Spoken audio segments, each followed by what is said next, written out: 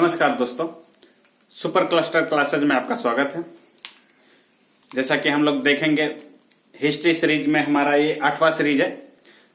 अब हमने already 7 series cover कर चुका है हिस्ट्री का, पूरा जीरो से पूरा बारीकी के साथ, और ये हमारा 8वां सीरीज है। पिछले सीरीज में हम लोग 7वां सीरीज में सिंधु घाटी सभ्यता को हमने देखा था। ठीक है, तो समय वेस्ट ना करते हुए हम लोग क्लास का सीरीज स्टार्ट करते हैं। जो भी चैनल पे नए हैं प्लीज उनसे रिक्वेस्ट है कि चैनल को सब्सक्राइब कीजिए, लाइक कीजिए और हमारे प्ले लिस्ट में जाइए। वहां से जाकर 7 जो सीरीज हमने ऑलरेडी कंप्लीट कर चुका है उसको आप देखिए।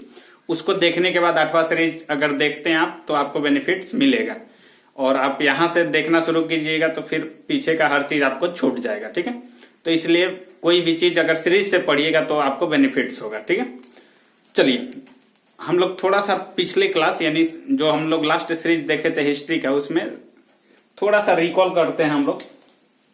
देखिए, हम लोग सिंधु घाटी सभ्यता का शुरुआत पढ़ा था कि सिंधु घाटी सभ्यता की भूमिका क्या थी, उसका नाम क्यों पड़ा सिंधु घाटी सभ्यता, विस्तार क्या क्या था, किधर किधर वो उसका विस्तार हुआ था। हम लोगों ने ये पिछले सीरीज में देखा है। थोड़ा सा आज भी जानते हैं कि देखिए सिंधु घाटी जो सभ्यता है, सिंधु घाटी सभ्यता कहिए या सिंधु सभ्यता कहिए या इंडस वैली सिविलाइजेशन कहिए या हड़प्पा सभ्यता कहिए, ठीक है, ये सब एक ही नाम है। ठीक है, तो देखिए सिंधु घाटी सभ्यता जो है ये, इसको सबसे पहले हम लोगों ने जब इतिहास पढ़ना प्रारंभ किए थे तो हम लोग वहीं पे पढ़े थे कि इसको आद्य ऐतिहासिक काल में रखा जाता है। यानी सिंधु घाटी सभ्यता को किस काल में रखा जाता है? आद्य ऐतिहासिक में। आद्य ऐतिहासिक सिंधु घाटी सभ्यता को किस कालखंड में रखा जाता है? आद्य ऐतिहासिक काल में, जिसमें लिखित साक्ष्य मिला है लेकिन उसको पढ़ा नहीं गया है। तो सिंधु घाटी सभ्यता में लिखित साक्ष्य मिला है लेकिन उसको पढ़ा नहीं गया है। ठीक है, इसको एक चीज और कि इसको कांस्य युगीन सभ्यता भी कहा जाता है। कांस्य युगीन सभ्यता कहा जाता है। सिंधु घाटी सभ्यता के शुरुआत होने से पहले हम लोग देखे थे कि ताम्र पाषाण काल था। तांबा जो कि मानव द्वारा पहला उपयोग में लाया जाने वाला धातु था तांबा। तो तांबा के बाद धीरे धीरे समय परिवर्तन के साथ कांसे का प्रयोग होना स्टार्ट हो जाता है। ठीक है, तो कांसा किस किस का मिश्र धातु होता है हमने बताया भी होगा। काकाटी हमने बताया था कि ये जो कांसा है, कांसा कॉपर और टीन का मिश्र धातु होता है कांसा। तो ताम्रपाषाण काल के बाद धीरे धीरे मानव डेवलप किए और कांसा यानी कि कांसा का प्रयोग करना प्रारंभ कर दिए थे।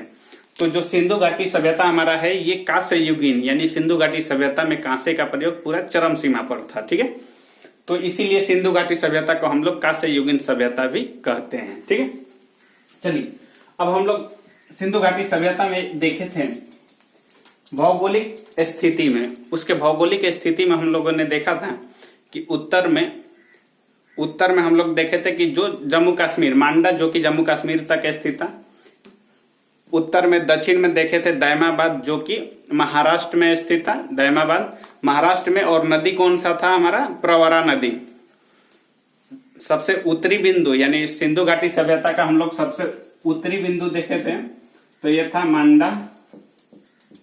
दक्षिणी बिंदु देखे थे तो ये था दैमाबाद,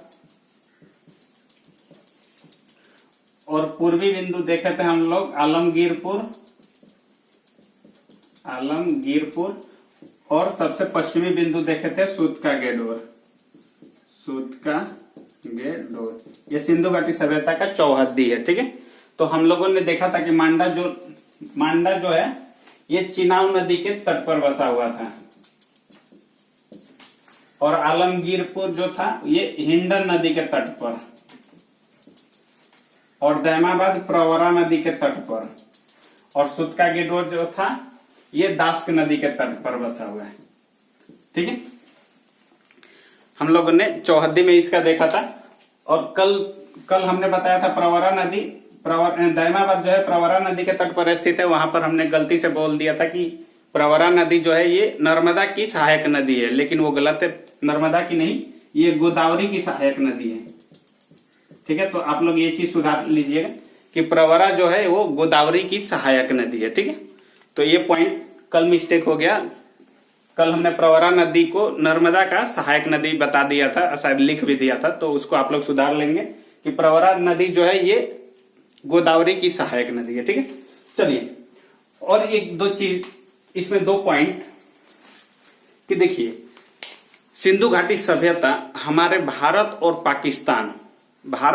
पाकिस्तान में ही लगभग फैला हुआ था, और अफगानिस्तान में मात्र इसके 2 स्थल मिलते हैं। ठीक है, तो ये अधिकांश जो है, तो अगर मानिए तो उस समय का भारत ही, केवल भारत ही था, क्योंकि पाकिस्तान तो 1947 में अलग हुआ, तो समझिए कि ये हमारे भारत में ही फैला हुआ था। ठीक है, तो 19 और अफगानिस्तान जो है, अफगानिस्तान में मात्र 2 ही इसके पूरा स्थल मिले हैं, और 2 पूरा स्थल एग्जाम ऑफ व्यू से इंपॉर्टेंट हो जाता है, क्योंकि एग्जाम में पूछ दिया जाता है कि अफगानिस्तान में निम्नलिखित में से कौन सा स्थल पाया गया था। तो 2 नाम आप लोग याद रखेंगे, एक तो हो गया,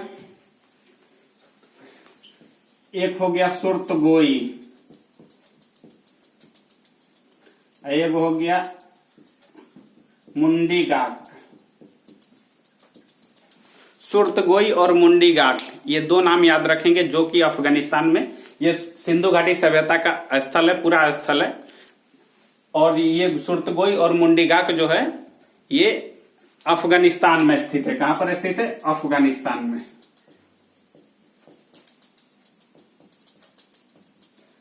तो बस अफगानिस्तान में हम लोग दो पॉइंट को याद रखेंगे, सुर्तगोई और मुंडीगाक को। ठीक है, चलिए ये तो हो गया हमारा, ये कल हम लोगों ने पढ़ा था सिंधु घाटी सभ्यता का भूमिका और नामकरण देखे थे हम लोग, और उसका भौगोलिक संरचना देखे थे। ये उस चैप्टर का थोड़ा सा रिकॉल है।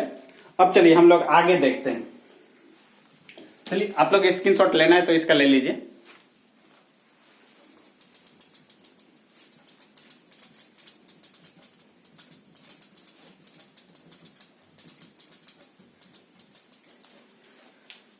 चलिए देखिए, अब हम लोग पूरा स्थल, पहले सिंधु घाटी सभ्यता का पूरा स्थल पढ़ने का प्रयास करेंगे, और एक एक पूरा स्थल को हम लोग बारीकी से पढ़ते चलेंगे। ठीक है, और उसमें प्रमुख पूरा स्थल को देखेंगे, क्योंकि देखिए सिंधु घाटी सभ्यता में लगभग 2800 पूरा स्थल मिला है भारत और पाकिस्तान को मिलाकर। तो हम लोग 2800 पूरा स्थल नहीं पढ़ सकते ना, तो उसी में जो मेजर है, जो बड़े बड़े स्थल है, जो प्रमुख स्थल है पूरा स्थल, हम उसको पढ़ेंगे। ठीक है, और वहां से देखेंगे कि क्या क्या पुरातात्विक साक्ष्य मिला है, उसके माध्यम से इतिहास में क्या क्या चीज बताया गया। ठीक है, हम लोग उसी को देखेंगे। चलिए, तो सबसे पहले हम लोग का आता है हड़प्पा। जैसे कि हम लोग कल भी पढ़े थे, यानी पिछले क्लास में हिस्ट्री का 7th सीरीज में हम लोगों ने पढ़ा था क्या, कि जो हड़प्पा हुआ, पहला खोज हड़प्पा का हुआ। हड़प्पा के खोज होने के बाद दूसरा खोज होता है मोहनजोदड़ो का। तो हड़प्पा का खोज होने के कारण इसका नाम हड़प्पा सभ्यता रखा गया। दूसरी चीज कि हड़प्पा सभ्यता इसलिए रखा गया कि क्योंकि इसके जब आसपास में सभी पूरा स्थल मिलने लगे, तो पता चला कि हड़प्पा जो है ये प्रमुख केंद्र है सिंधु घाटी सभ्यता का, यानी इस सभ्यता का प्रमुख केंद्र था हड़प्पा, क्योंकि इसी के आजू बाजू में आसपास में पूरा स्थल मिले थे। तो ये लगभग केंद्र में स्थित था हड़प्पा, इसलिए इस सभ्यता का नाम हड़प्पा सभ्यता भी रख दिया गया। ठीक, चलिए अब देखते हैं हम लोग हड़प्पा के विषय में, कि हड़प्पा को हम एक एक चीज में जानेंगे कि आखिर हड़प्पा जो है, हड़प्पा के विषय में हम लोग को क्या क्या चीज एग्जाम में पूछा जा सकता है, उसको हम लोग बारीकी से देखेंगे। तो देखिए सबसे पहले हड़प्पा जो है, तो ये मोंटगोमरी जिला, जो कि पाकिस्तान में स्थित है। मोंटगोमरी पाकिस्तान, बस पाकिस्तान याद रखिएगा कि हड़प्पा जो है ये वर्तमान पाकिस्तान में है। ठीक है, सिंध प्रांत यानी पंजाब 2 भाग में बटा हुआ है, एक हमारे भारत में, एक पाकिस्तान में। तो पंजाब जो पाकिस्तान वाला एरिया है, उसी में मोंटगोमरी आता है, वो पाकिस्तान में स्थित है, जहां पर हड़प्पा स्थित है। अब देखिए हड़प्पा जो है ये किस नदी के, क्योंकि क्वेश्चन पूछ दिया जाता है, तो याद रखिएगा कि हड़प्पा जो है ये रावी नदी के तट पर स्थित है। ठीक है, चलिए हम लिख देते हैं। हड़प्पा जो स्थित है, किस नदी के किनारे स्थित है? रावी नदी। ठीक है, अब देखिए हड़प्पा खोज करता, देखिए 1800 हम लोगों ने पहले भी पढ़ा था कि चार्ल्स मैसन ने इसके विषय में पहला जानकारी दिया था, जो कि 1842 में उनकी जब पुस्तक प्रकाशित होती है तो उसमें उन्होंने छोटा यानी कम जानकारी, मैंने थोड़ा बहुत सिंधु घाटी सभ्यता के विषय में लिखा था। लेकिन 1856 यानी कि जब रेलवे का काम चल रहा था पाकिस्तान, यानी कि रेलवे के लिए पटरी का जब निर्माण किया जा रहा था 1856 में, तो हम लोगों ने देखा कि वहां पर जब ईंट मिलना प्रारंभ हुआ तो ईंट को लोग निकाल के पटरियों में लगाना प्रारंभ कर दिए। तो वो सब देख के हमारे भारतीय पुरातात्विक सर्वेक्षण विभाग 1861 में इसका गठन किया जाता है, जिसके जनक यानी जिसके पिता माना जाता है कनिंघम को। ठीक है, अब उन्हीं के नेतृत्व में भारतीय पुरातात्विक सर्वेक्षण विभाग की स्थापना की जाती है और उस ईंटे यानी जो पुरातात्विक वहां से साक्ष्य मिले उसकी जानकारी के लिए टीम गठित होती है और उसका काम क्या था कि ये पुरातात्विक साक्ष्यों के माध्यम से इतिहास की जानकारी देना। चलिए, तो देखिए, खोजकर्ता 1921 में हमारे भारतीय मूल के जो पुरातत्वविद कहिए कौन थे? दयाराम साहनी।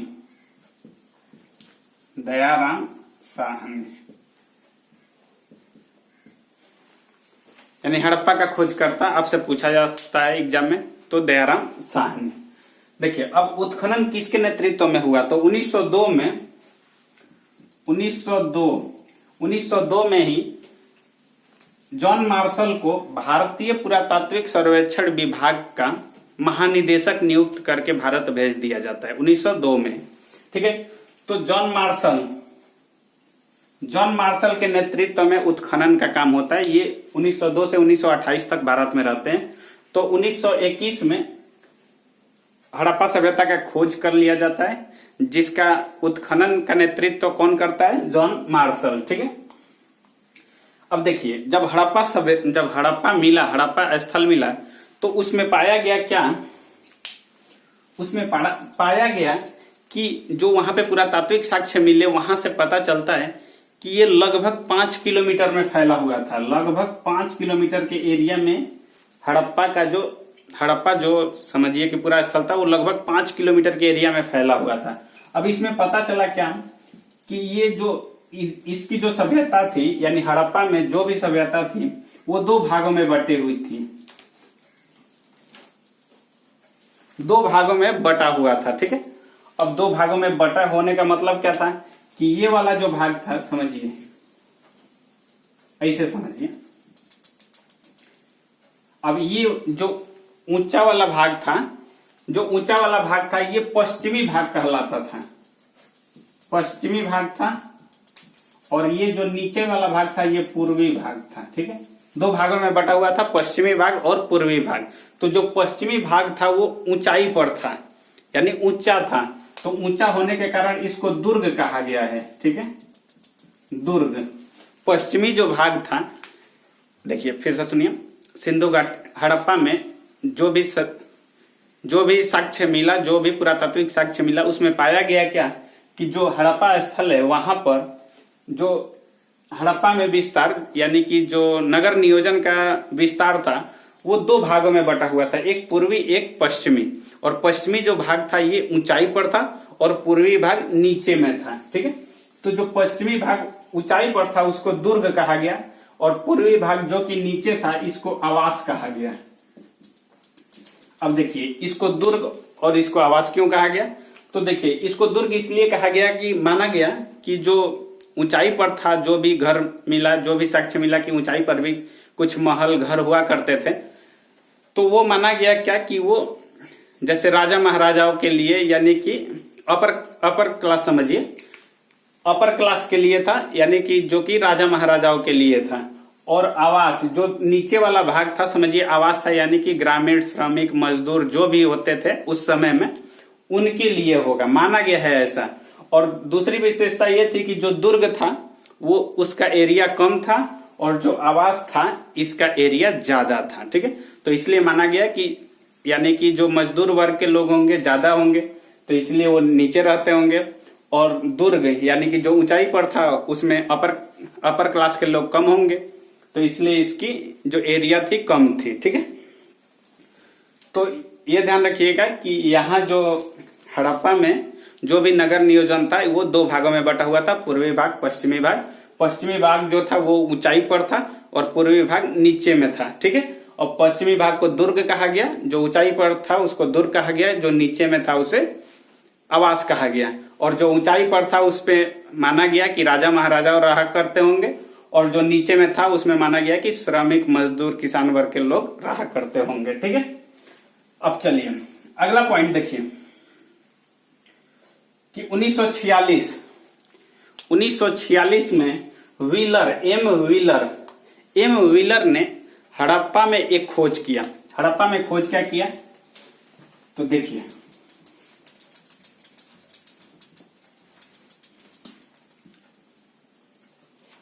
ये मानिए दुर्ग हो गया, ये आवास हो गया। हड़प्पा में खोज क्या हुआ कि जो दुर्ग और आवास था इसके चारों तरफ एक बाउंड्री मिला है, बाउंड्री से घेरा हुआ था। यानी कि दुर्ग और आवास जो था वो बाउंड्री से कवर किया गया था। वो भी बाउंड्री लगभग 12 मीटर की ऊंचाई, 12 मीटर ऊंचा बाउंड्री का खोज किसने किया? एम व्हीलर ने 1946 में खोज किया कि हड़प्पा सभ्यता केवल दुर्ग और आवास तक नहीं, इसके चारों तरफ लगभग 5 किलोमीटर के एरिया में बाउंड्री है, यानी सुरक्षा प्राचीर। सुरक्षा प्राचीर का मतलब कि बाउंड्री समझिए, सुरक्षा के लिए बाउंड्री जो बनाते हैं। और ये भी जो बाउंड्री था ये पक्की ईंटों का, आज का जो पक्की ईंट हम लोग देखते हैं ये पक्की ईंटों से ये बाउंड्री किया हुआ था। इसका खोज किसने किया था? एम व्हीलर ने, सुरक्षा प्राचीर का। वो लगभग जो सुरक्षा प्राचीर था लगभग कि 12 मीटर ऊंचाई पर था, ठीक है। तो सोचिए कि उस समय की सिंधु घाटी सभ्यता कितना आगे थी। इसीलिए तो सिंधु घाटी सभ्यता को हम लोग नगरीय सभ्यता कहते हैं। सिंधु घाटी सभ्यता एक नगरीय सभ्यता है। इसकी प्रमुख विशेषता क्या है कि इसका नगर नियोजन, ठीक है। सिंधु घाटी सभ्यता का प्रमुख विशेषता है इसकी नगर नियोजन, इसीलिए इसको नगरीय सभ्यता यानी शहरी सभ्यता कहा जाता है, ठीक है।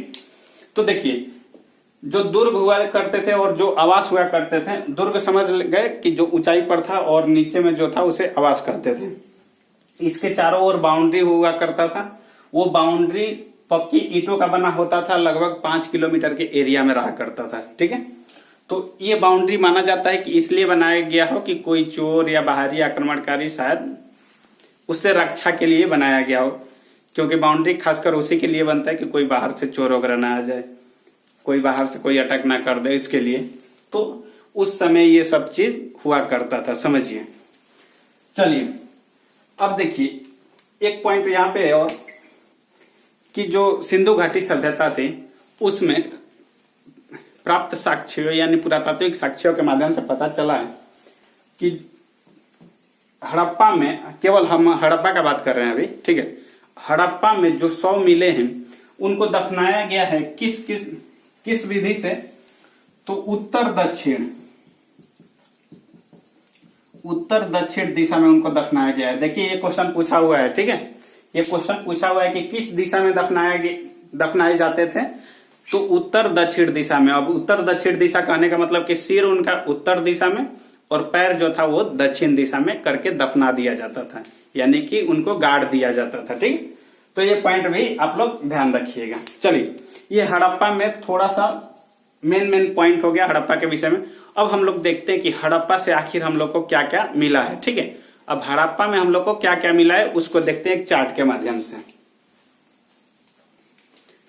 चलिए देखते हैं कि आखिर हड़प्पा सभ्यता से हमें क्या क्या चीज मिला है। चलिए देखिए सबसे पहले विशाल चबूतरे वाले अन्नागार मिले हैं, जिसमें 2 अन्नागार मिले हैं विशाल चबूतरे वाले। और देखिए 2 कतार मिला है और एक कतार में 6 अन्नागार हुआ करता था। यानी कि विशाल अन्नागार का मतलब होता है कि अनाज रखने वाला, ठीक है, गोदाम, आज के भाषा में गोदाम समझिए। तो देखिए कि उसमें 2 कतार मिला है अन्नागार का और एक कतार में 6 अन्नागार था और एक कतार में 6, यानी कि कुल 12 अन्नागार था, ठीक है। तो पहला चीज नोट कर लीजिएगा कि विशाल चबूतरे वाले 6 अन्नागार के 2 कतार मिले हैं, यानी कि एक कतार में 6 अन्नागार था और एक कतार में 6, यानी कुल 12 अन्नागार। अब देखिए हड़प्पा सभ्यता से लिंग और योनि का साक्ष्य मिलता है। अब लिंग और योनि का साक्ष्य मिलता क्या चीज का है, तो वो भी पत्थर का, ठीक है, यानी पाषाण का। तो आप लोग पाषाण लिख लीजिए या पत्थर लिख लीजिए। पाषाण का लिंग और योनि का साक्ष्य मिलता है, पत्थर से बने लिंग और योनि का साक्ष्य मिलता है। अगला है मातृ देवी की मूर्ति मिलती है, यानी कि मातृ देवी सिंधु घाटी सभ्यता की सबसे प्रमुख देवी हुआ करती थी मातृ देवी, ठीक है। मातृ देवी और सिंधु घाटी जो सभ्यता है ये स्त्री प्रधान था, इसमें स्त्रियों का महत्व ज्यादा दिया जाता था, ठीक है। तो स्त्री प्रधान समाज था, तो इसीलिए मातृ देवी की वहां पे पूजा होती थी, ठीक है। तो मातृ देवी सिंधु घाटी सभ्यता की सबसे प्रमुख देवी है। अब देखिए अगला है लकड़ी के ओखली, यानी लकड़ी के ओखली जो हमारे घर में लगभग कुछ साल पहले भी हुआ करता था, आजकल तो बहुत कम देखने को मिलता है। तो लकड़ी के ओखली का भी साक्ष्य मिला है हड़प्पा से। पासा, ऐसा माना जाता है कि सिंधु घाटी सभ्यता के लोग अगर जो घर पे रहा करते थे, जो खेती गृहस्थी या कोई काम धंधा नहीं करते थे, तो वो टाइम पास करने के लिए पासा खेलते थे। तो पासा हम लोग जो आज लिडो छक्का खेलते हैं, तो पासा समझिए। तो पासा का साक्ष्य मिला है हमारा हड़प्पा सभ्यता से। तांबे का तुला, यानी तुला का मतलब होता है तराजू, तराजू मिला है वो तांबे का मिला है, ठीक। दर्पण, दर्पण का मतलब शीशा, यानी मुंह देखने वाला शीशा, कांच। तो जो शीशा मिला है यानी जो दर्पण मिला है वो कांसा का मिला है, समझिए कितना आगे था हमारा सिंधु घाटी सभ्यता, ठीक है। और पुरुष धड़, देखिए ये क्वेश्चन बहुत बार बार पूछता है, पुरुष धड़। एक तो क्वेश्चन पूछता है कि पुरुष धड़ का साक्ष्य कहां से मिला है, तो हड़प्पा से। और दूसरा चीज पूछता है कि जो हड़प्पा सभ्यता से पुरुष धड़ का साक्ष्य मिला है वो किस चीज से बना हुआ था, ये क्वेश्चन पूछा जाता है। तो ध्यान रखिएगा लाल बलुआ पत्थर से बना हुआ था। पुरुष धड़ का मतलब होता है कि सिर नहीं, बाकी ये यानी कमर तक समझ लीजिए, इसको धड़ कहा जाता है, यानी कंधा से लेकर कमर तक चला जाइए तो उसको धड़ कहा जाता है। तो पुरुष धड़ यानी कि पुरुष का धड़ जो था ये मिला है हड़प्पा से, वो लाल बलुआ पत्थर से बना हुआ था। तो ये पॉइंट भी ध्यान रखिएगा कि वो बना किस चीज से था, लाल बलुआ पत्थर से। अब देखिए और एक ये क्वेश्चन इंपॉर्टेंट जरूर ध्यान रखिएगा ये सबका। R37 कब्रिस्तान, कब्रिस्तान यानी कि जहां पे लोग को दफना दिया जाता था, कबर, कबर समझिए, कब्रिस्तान यानी कि लोग को गाड़ दिया जाता था, दफना दिया जाता था। तो R37 एक नाम दे दिया गया है। R37 इसलिए दिया गया कि वहां पे तो हड़प्पा में कब्रिस्तान बहुत ज्यादा मिले हैं, लेकिन एक ऐसा कब्रिस्तान मिला जिसके आसपास में कुल 5700 मिले थे। फिर से सुनिए, R37 स्पेशली एक नाम दे दिया गया है इसलिए कि वहां पे जो 100 मिला लगभग 5700 एक ही आसपास में मिले हैं, तो इसीलिए उसको R37 नाम दे दिया गया। तो एक क्वेश्चन आपसे डायरेक्ट पूछा जाता है कि R37 कब्रिस्तान कहां से मिला था, तो हड़प्पा से, ध्यान रखिएगा। अब देखिए स्त्रियों के गर्भ से निकला हुआ पौधा, यानी स्त्रियों के गर्भ से पौधा निकलते हुए दर्शाया गया है। स्त्री के गर्भ से, यानी गर्भ के मतलब पेट से, पौधे को निकलते हुए दर्शाया गया है। और ये इसलिए दर्शाया गया है कि माना जाता है कि ये उर्वरता की देवी है। उर्वरता का मतलब क्या होता है, जैसे हम लोग धान उपज होता है, यानी खेत में उर्वरता समझ पा रहे होंगे कि खेत जैसे हम लोग का उपजाऊ है, तो फसल अच्छा होने के लिए माना गया कि ये उर्वरता की देवी है। तो उनको दर्शाया कैसे गया है, तो स्त्री के पेट से यानी गर्भ से पौधे को निकलते हुए दर्शाया गया है, तो उनको माना गया है कि ये उर्वरता की देवी हैं। चलिए अब देखिए स्वास्तिक, ठीक है, स्वास्तिक का चिन्ह, स्वास्तिक का चिन्ह का पहली बार साक्ष्य मिला है हड़प्पा से, ठीक है। सिंधु घाटी सभ्यता के हड़प्पा नामक स्थल से मिला है स्वास्तिक का चिन्ह, ठीक है। स्वास्तिक जिसका चिन्ह आप सभी लोगों ने देखा होगा, हमारे हिंदू धर्म में सबसे फेमस चीज है स्वास्तिक बनाना, सबसे शुभ माना जाता है। तो देखिए स्वास्तिक का पहली बार साक्ष्य मिलता है सिंधु घाटी सभ्यता के हड़प्पा नामक स्थल से। चलिए अगला है हिरण का पीछा करते हुए कुत्ते का साक्ष्य, यानी हिरण का पीछा करते हुए कुत्ते का साक्ष्य मिला है, वो भी कांसा का, कांसा का बना हुआ हिरण का पीछा करते हुए कुत्ते का साक्ष्य मिला है, कांसा का। कहां से, हड़प्पा से। तो ये हड़प्पा से हो गया हमारा कि प्रमुख मिले पुरातात्विक साक्ष्य, यानी कि हड़प्पा से हमें क्या क्या साक्ष्य मिला है। ठीक है, तो आज के वीडियो में बस करते हैं हड़प्पा तक। नेक्स्ट वीडियो में हम लोग देखेंगे मोहनजोदड़ो और इसके आगे जो भी सीरीज आएगा। ठीक है, तब तक के लिए आप लोग पढ़ाई अच्छा से कीजिए और पूरा जो नए हैं प्लीज उनसे रिक्वेस्ट है कि पूरा सीरीज कंप्लीट कीजिए, शुरू से कंप्लीट कीजिएगा तो आपको बहुत बेनिफिट्स मिलेगा।